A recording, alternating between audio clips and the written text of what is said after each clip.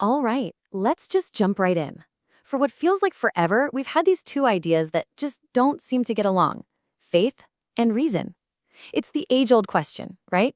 Do you have to suspend your intellect to believe, or do you have to dismiss anything divine to be logical? Well, we're diving into the prologue of a theological work that suggests maybe, just maybe, we've been asking the wrong question all along. And this is the classic standoff. It's perfectly laid out here.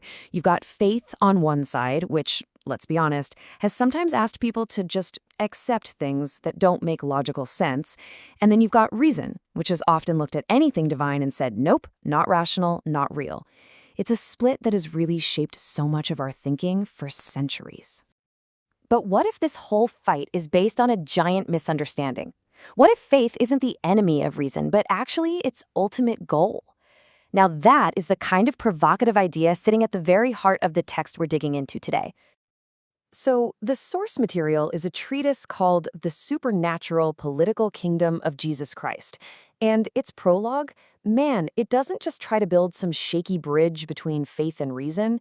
It puts forward a completely new way of looking at reality itself, a model where the two aren't just connected, they're woven from the same thread. And this quote, this is the audacious thesis of the whole book. It's right there in the prologue. What's so mind-bending about this is how it reframes God, not as some static, far-off monarch, but as a living, breathing, active process, an eternal cycle. And this single idea, laid out right at the beginning, is the key that unlocks everything else. Now, to really get how revolutionary this is, we have to talk about the traditional view first.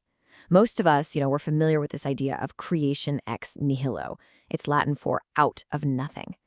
It's the story we all know. God spoke, and bam, the entire universe appeared out of thin air, where before there was, well, nothing.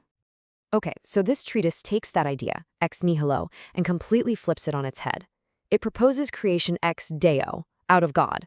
The argument is that the universe wasn't made from nothing. No, the universe is an unfolding of God's very own substance. Think about an ocean making waves. The waves aren't something separate from the ocean. They are the ocean, just taking on a new form for a moment. So let's put them side by side because this is the fundamental shift. Ex nihilo means God is the artist and the universe is the painting. They are separate.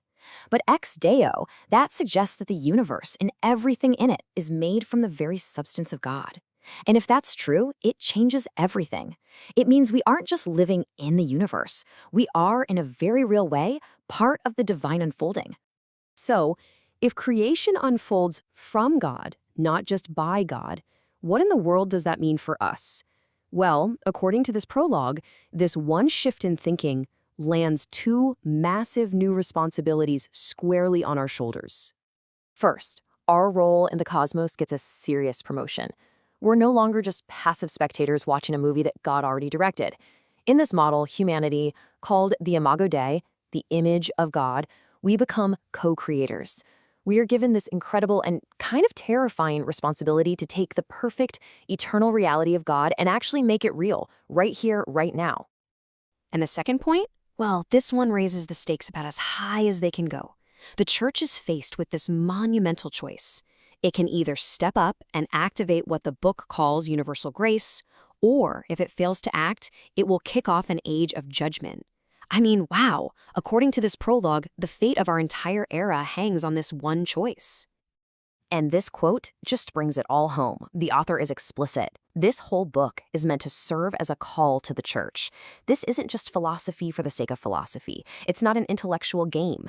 The prologue frames the entire work as an urgent cosmic wake-up call, a blueprint for a mission that could change everything. So we end up right back where we started, with a question. But this time, it's not for philosophers. It's for you. The prologue drops this profound weight right at our feet. If we're not just creatures in a world, but co-creators made from the substance of the divine, what kind of reality are you choosing to build? What would you manifest? It's a thought that, honestly, reframes everything.